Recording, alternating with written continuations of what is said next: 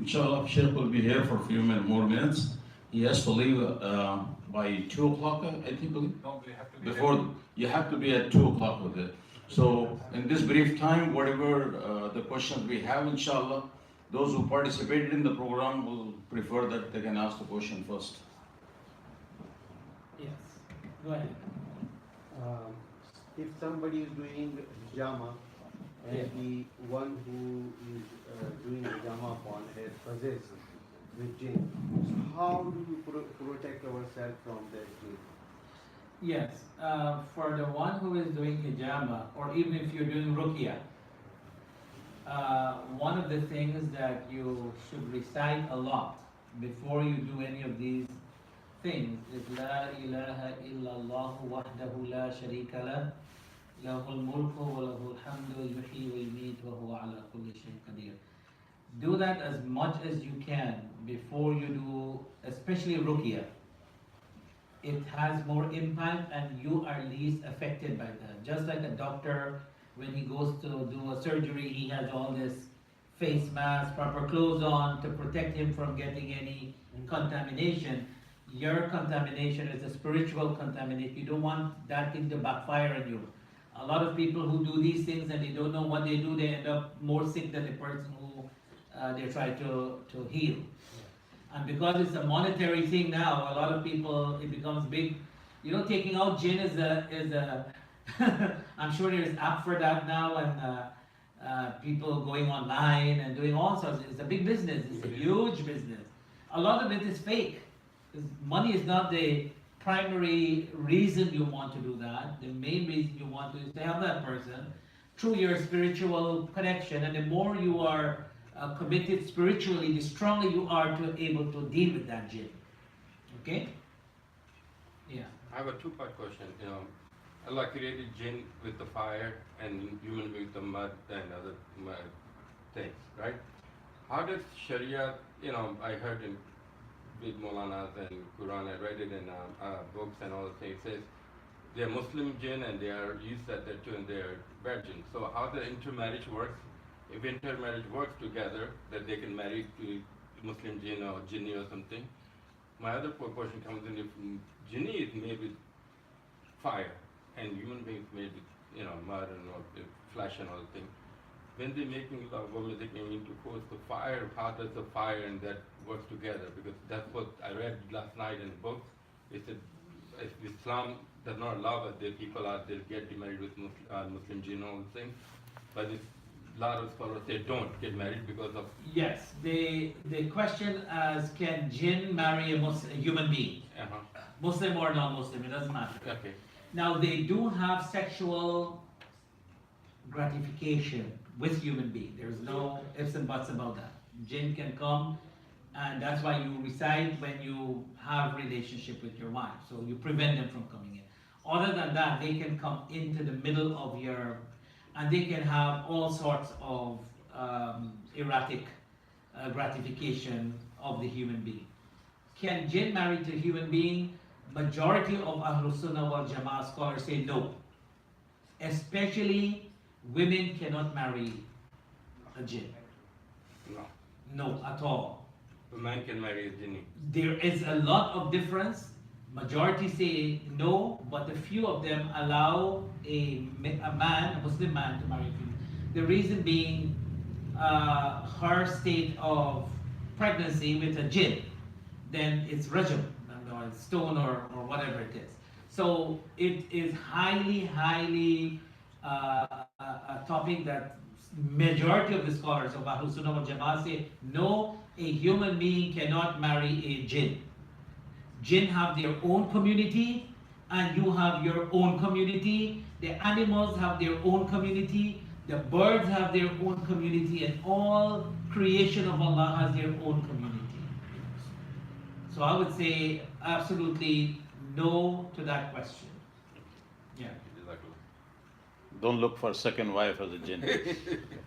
But there are many cases where people, husband caught wife with snake in their bed, making love with them and so on. I mean, it's stories are beyond this room can be filled with stories. But what is important for us, we go back to Quran and Sunnah to give us guidance on what can be done. But evil has no end. Has no end. So I have, Yes. from your lecture, I have, keep jotting down, I have a whole bunch of questions. A whole bunch of questions. Well, Okay. based on yours. First thing, like you talk about the creation, right? When did Jinn Allah create? Because like we know a conversation between angels and God that you know some. So when did Allah actually create? You tell me that. You answer me that question. You know the answer. So Before or after man? well, before, but that's what I want to know. Before, like when? No, not. You're comparing with the human, but generally speaking, based on your knowledge. is So there a when do certain we start our reckoning?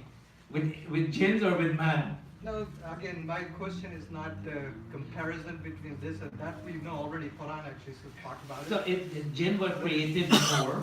Not before, but when they've been created. Timeline We don't know. Time bound, we don't know. Okay. We don't know. So another thing is like he asked, you say there are multiple type of jinns. Jinns, yes. Can they intermarry with each other? Yeah, I mean jinns can, but again, the Muslim among them, Sharia-wise, the Muslim among them marrying the Muslim among them, and those who are Different disobedient. types. You say there are three: flying, moving. I have no idea. That's not within my And then scope. the question is based on like you just said. I'm just Bro, firing. okay, listen. Before you start firing more questions, whatever comes in the Book of Allah and the Sunnah of the Prophet ﷺ, and not that much. There is not a book of Jinn or a fiqh of Jinn. These are just few ahadith and some ayat of Quran that give us an idea how to do with it. Your detailed question about when they were created and can they intermarry, it has nothing to do with us and our Sharia. It has nothing to do with promote my life as a better Muslim. What will promote my life as a better Muslim, I do not get involved in their tricks to take me away from Iman in Allah subhanahu wa ta'ala. To me, that is what the focus we need to get. As to how detailed they can do and they can do, I don't think there is much information about that. Okay, I'll cut rest of the. So this is question. not we are not in a law court here now that No, you're it's going to just- ask me all these details because it's not really going to help us. It's not going to help us. Okay, so just one more question. And Yes, go ahead. The question is, you said the mutual benefit, like you were talking about the whole thing. So we know Ayatul Kursi we learned from Shaitan. Can Yes. we interact with the jinn for mutual benefit? Yes, good question. That one is a good question. The answer is no. The answer is no. And this is from the best of among scholars of Ahlul Sunnah wal Jama'ah say we should have little or no interaction with jinn whatsoever. Prophet ﷺ had interaction with jinn and he tells us his interaction. Sulaiman alayhi salatu wasalam had interaction with jinn and Allah tells us that interaction.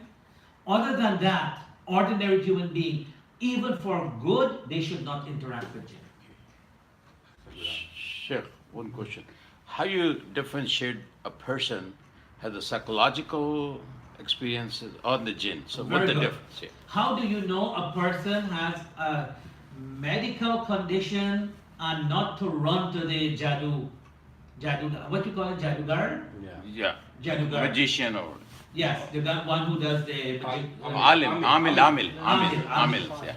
Right. Amen. So you don't go to the amil right away. So many people come to me and they say this is happening, that is happening. I ask them, did you go and check yourself out medically?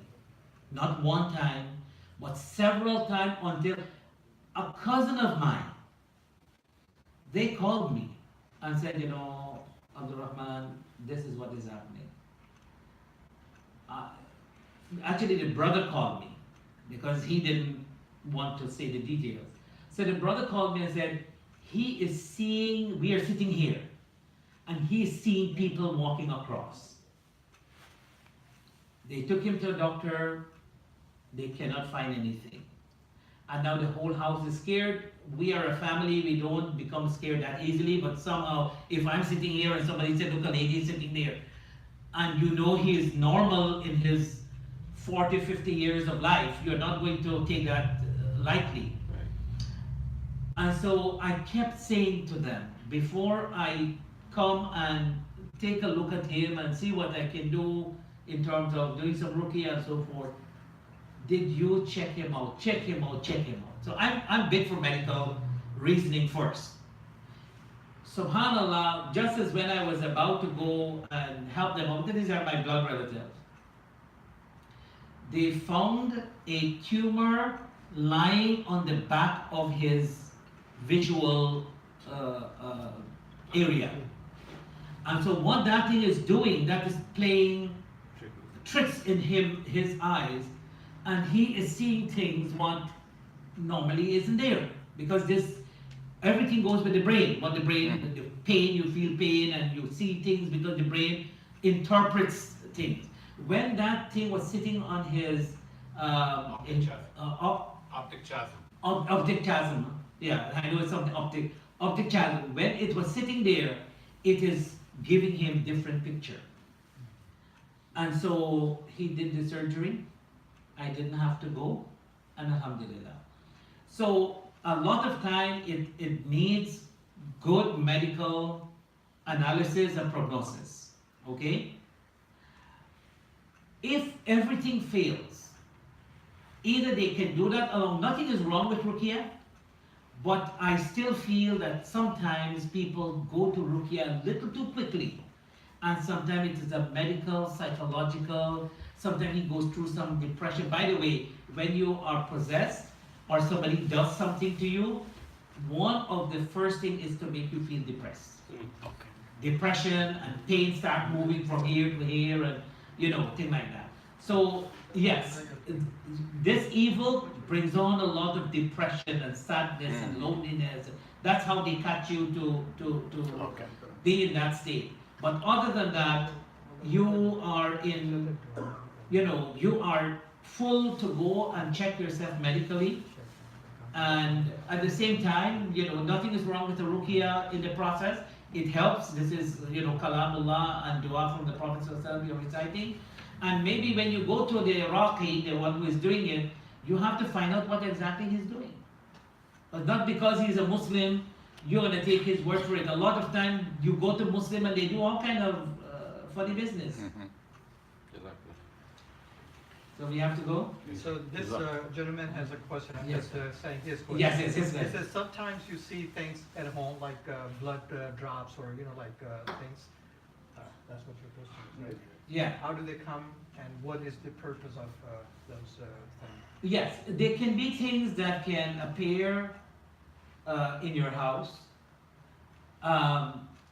Sometimes it could be people, family, and friends. And I say this, I was saying to all of you, don't get scared. But sometimes your family end up doing more harm to you than any other person. When I say family, like cousins, uncles, children, aunts, and things like that. A lot of hasad go on. And so they go to these amil, they get some stuff and they come to your house because you trust them and they trust you, whatever it is. And they do a lot of mischief. I have known cases, a lot of cases. Strangers don't have time for that. Strangers for the moment, they don't like you, they curse you off and they go. But your relative, if they have hasad, if they envy you, they can bring things and throw in your house, and then all of a sudden you start seeing blood here and a piece of cloth there, and you don't know where it's coming from. Okay? What you do, you read Ayatul Kursi and you clean it out. Make sure you read Ayatul Kursi and some of the, like La ilaha illallah wahdahu la sharika lahul mulku wa lahul hamdu wa huwa ala kulli shay'in qadir. A'udhu bi kalimatillahi tammati min kulli sharri ma khalaq. Read that a lot of times before you go and do that. A good friend of mine from my childhood days, this is a family friend, but they're much my senior. And they pray 5 times a day, they do everything like but there was a Hindu boy working in their store. This is in Florida. And this Hindu boy had something tied around his hand. And so she said, what is this that is tied around your hand? He said, you know, his girlfriend gave him this thing to tie around his hand. But ever since he got this thing tied around his hand, he feels a lot of pain, tremendous pain. And she thinks, okay, I can go and cut it like that. And she might have read a little, but she cut it. This is about 5 years now. Pain non-stop. I mean, I did all I can. We had like 5, 6 people, some of the best people from the, you know, Ahlul Sunnah wal Jama'ah people that don't do any bid'at and khurafat. They went and, you know, nothing much has happened. So sometimes this evil is very powerful, so you have to be careful with that. And I don't want to make you feel offended by your question, but all I'm saying, if it is nothing to do and the details, a lot of details within the jinn we don't know. And anybody who claims to know all of these details, you have to ask them, where did you get that from? Okay? Don't just take anything for an answer. Where you can have questions, but where did you get that answer from? Okay? May Allah subhanahu wa ta'ala help us all and protect us from the همزات الشياطين. أعوذ بكلمات الله التامات من غضبه وعقابه وشر عباده ومن همزات الشياطين وأن يحضرون. We ask Allah to protect us, protect our family, protect our Muslim community from the evil traits of shaitan. We ask Allah subhanahu wa ta'ala to give cure to those who are affected and afflicted by this shaitan. We ask Allah subhanahu wa ta'ala to keep him far away from our heart and let our heart connect with him, for he is the all-powerful and he will help us through in this life and in the next life to come. Wa akhiru da'wana and alhamdulillahi rabbil alamin.